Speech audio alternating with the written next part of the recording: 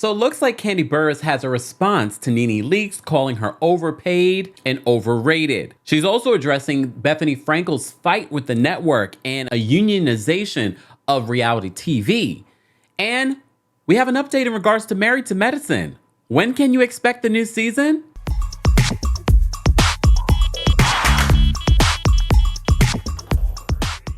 Welcome back to the Kempire channel, your #1 source for pop culture news and music, entertainment, reality TV, and so much more. As always, be sure to like this video, subscribe to the channel, and hit that notification bell so you never miss out on breaking news when we go live or when we upload. So let's first start off with Married to Medicine, because I know a lot of you have been anticipating and waiting for this new season. You have all kinds of questions. Is Quad coming back? Yes, Quad is coming back. You also know that Quad is going through a lot of family drama right now. She lost her niece at her home. She's going through a lot. Dr. Heavenly, as you know, took to social media and confirmed the premiere date of Married to Medicine. When is the new season? Can I say when the new season premieres? Yeah. She said I could. November 5th, bitch. Listen, and we got an amazing season, okay? Because I ain't letting none of these Twitches off the line. Don't think I didn't, okay? Some of them came in and they felt like they wasn't going to really be participating. Asia Parks. But we had to bring her in because you ain't gonna do no shit and hide your hands around here, because if I see the hand, I'm putting that bitch back out. Not sure what will be airing with Married to Medicine. I'm assuming, based off the timeline, Real Housewives of New York, unless they move the time slot, which I think they should. But Married to Medicine will be airing back on Black Sunday nights, November 5th, the last day of BravoCon. So it's actually a perfect week for Married to Medicine, because they can promote Married to Medicine at BravoCon and all of the hoopla that will be surrounding BravoCon. So November 5th, Married to Medicine will be airing. And in this Instagram video that she posted, Dr. Heavenly did say, oh, we have a very good season. We have a very good, she always says that, but they always do. They always do have a really good season. And she talked a little bit about Phaedra and talking about how she had to kind of pull Phaedra in because Phaedra wanted to kind of do things and hide her hand. Not surprised by that. Are you guys looking forward to Married to Medicine coming November? I know you're probably thinking that's so long away. Not really. Not really. Before you know it, it'll be September. It'll be Labor Day very soon. So speaking of Bravo, we have to talk about Kandi Burruss. So Kandi Burruss from the Real Housewives of Atlanta is speaking about some of the things that Nene had said in her interview with Carlos King, where she called her overrated and overpaid. Well, she didn't really call her that, but you know what I'm saying. She agreed with Carlos when he brought up that question. And she has really been in her bag. I know in a recent radio interview, she said she's really sort of gotten into like, I'm tired of you guys trying to call me boring. I'm tired of you guys trying to make it seem like I don't bring anything. I'm there for a reason. I've been there for a reason. I'm the longest reigning housewife of the entire franchise. I was like, oh, okay, Kandi Burruss.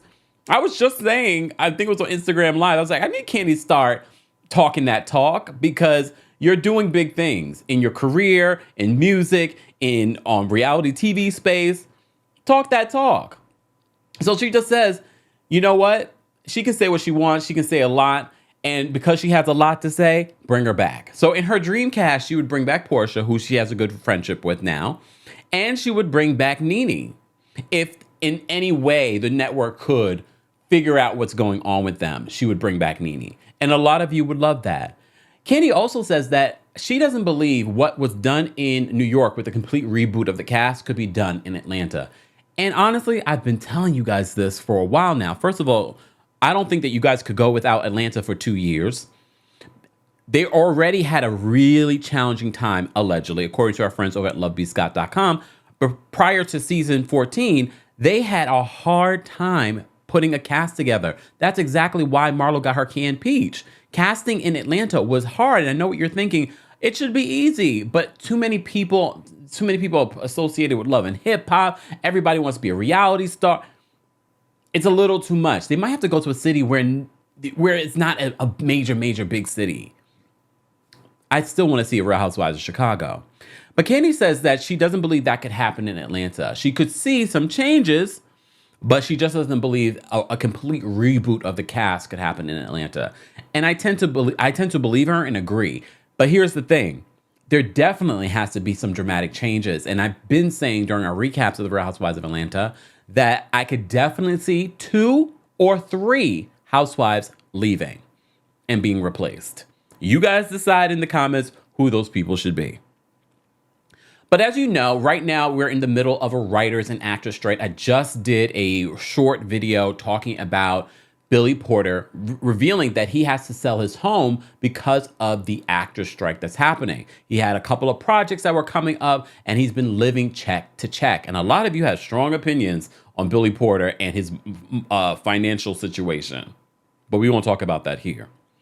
But there's been a big conversation because, you know, we just reported on that legal letter that was sent to NBC Universal and their subsidiaries accusing them of some really damning things that have happened to past reality TV stars. So Kandi is addressing her thoughts on it and whether or not she's going to join Bethenny Frankel in this fight. So in an interview with Entertainment Tonight, Kandi Burruss has always been outspoken, they say, and that's why she's not joining Bethenny Frankel's call for a strike by reality TV stars.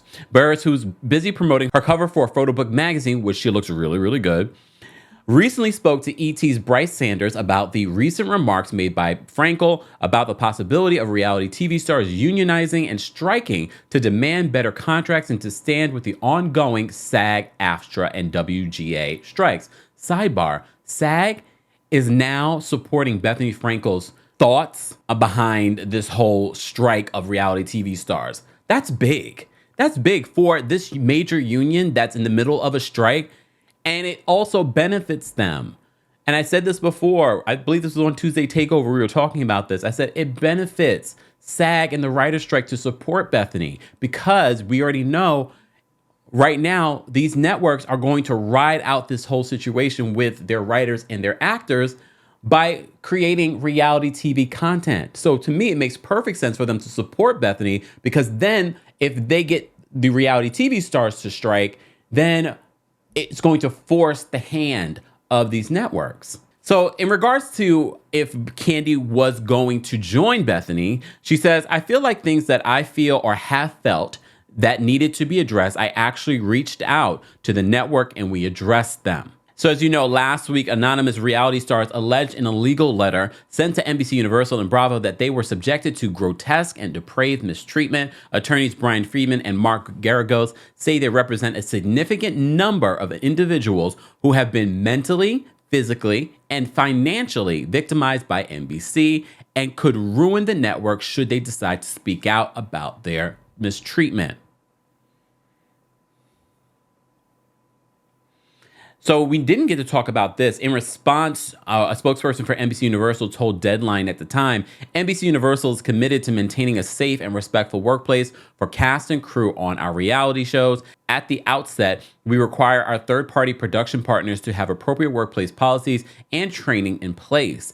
If complaints are brought to our attention, we work with our production partners to ensure that timely and appropriate action is or have been taken, including investigations, medical and or psychological support, and other remedial action that may be warranted, such as personnel changes. That does not completely absolve you, NBC Universal, from responsibility. But you know that already. But back to Kandi. So Kandi tells ET that this hasn't been her experience and she's not a part of the group who sent the letter. She says, I myself would not be a part of that. It wouldn't make any sense for me to be a part of that. Of course not. You're in a good relationship with the network. You're the highest paid, reportedly, on Real Housewives of Atlanta. She says, to me, if I'm working with somebody and I feel like they're not doing something that they should be doing, I address it right then.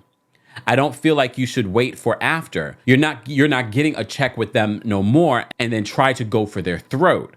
That's just how I feel. So me and any problems or thoughts or concerns I've had, I've said them. I speak up. You can tell I speak up. Here's the thing though, and this is where I disagree. And I know there are a lot of people that have agreed with Kandi. You're mad at these reality TV stars. You know what you signed up for. You know what you signed. But that doesn't mean that what they've signed is correct. And it doesn't mean, I'm sure Nene right now would love a residual check. I'm sure, and Kenny even said this too, because she comes from the world of royalties and residual checks as a songwriter. So she gets those royalties and those checks from that. We were just talking about that when it came to Escape and this new policy that came out where artists were getting residuals through Sound Exchange. So thank God for that. I'm sure there was a battle for Sound Exchange to even get that for artists. So for me, all of this stuff is related. And this is why I always go back to this quote, because for me, it's not just about race. When Dr. King said, an injustice anywhere is a threat to justice everywhere.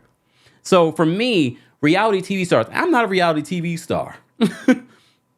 I don't benefit from this. I benefit from creating more reality TV content because you guys want me to talk about it.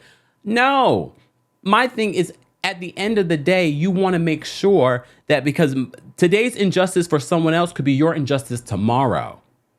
And I get where Kandi's coming from because she is in a good relationship with the network. She's an outspoken person. But these reality TV stars, not all of them are outspoken. I'm sure a lot of these housewives, when they first started, Atlanta specifically, even in season 2, when Kandi joined Real Housewives of Atlanta, I'm sure at that point, you guys did not realize that Atlanta would be still on today, a powerhouse still at the network, because no matter how you guys feel about the show, it's still very much a powerhouse at this network.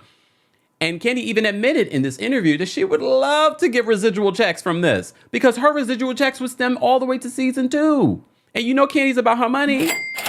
Come on.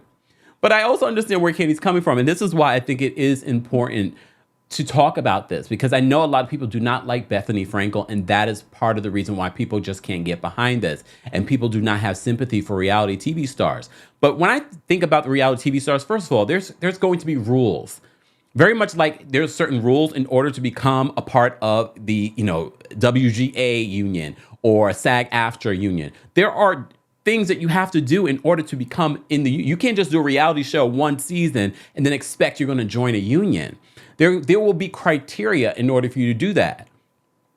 Of course, there should be criteria. The whole conversation about healthcare, that to me is a larger federal issue, because we can talk all about how healthcare should be separate from all of this, that our government should be providing this for all of us. We are the number one country in the world, and we do not have real universal healthcare that works. We should be leading the charge when it comes to universal healthcare and showing how it can work. But let me get off my soapbox. But like I said before, I feel as if people are coming at this whole reality TV stars. They're thinking about these reality TV stars that have done maybe a season of something. No, we're thinking, and this could be you in the future. For those of you that keep saying like, oh, whatever, they know what they signed up for. You in the future could be like, you know what? They've decided to do a reality TV show about my store, my shop, or my job. And all those rights that Bethenny and others are fighting for will benefit you in the future. And as I said before, it's not about those people that sign up for a reality TV show and they're only on a show once. It probably wouldn't even pertain to them. There will be criteria, very much like how there is criteria for joining other unions. The other thing that I think is important to mention in regards to this, I was thinking to myself, remember The Real World? That was how I got into reality TV. So I'm an OG when it comes to watching reality TV. That is my entrance into reality TV, The Real World, New York. Can you imagine how much money Paramount and their streaming app is making off of people like us that loved that show and want to go back and watch that show and join their streaming app because of that show? You know how much money they made off of that? Do you realize those people, and I know they were giving you their real lives, but they're still giving you entertainment. They don't get a red cent from that. And they probably could use that check. Just saying. Just think about that. This is an important conversation, no matter how you feel about Bethenny. And I understand that Kandi's coming from a place of privilege, someone that is outspoken, that has been in this business a long time, knows how to have these conversations. Some of these young ingenues that are coming into reality TV don't know that. But if they had a union, if they had a space where they could talk to other people that are in that space, it could help them. Are Bethenny's ideas perfect? No, she's just starting the conversation. This is why other people have to be a part of the conversation. But I did think that it was pretty monumental that SAG is supporting what Bethenny's talking about in regards to the unionization of reality TV stars. As I said before, it's not a perfect solution, but the conversation needs to be had. Guys, as always, I want to know your thoughts on what Kandi had to say. I want to know your thoughts on Married to Medicine coming back in November. Let's continue this grown professional conversation in the comment section. As always, be sure to like this video, subscribe to the channel, and hit that notification bell so you never miss out on breaking news when we go live or when we upload. Thanks for watching. You bring the lighter, I got the fuse.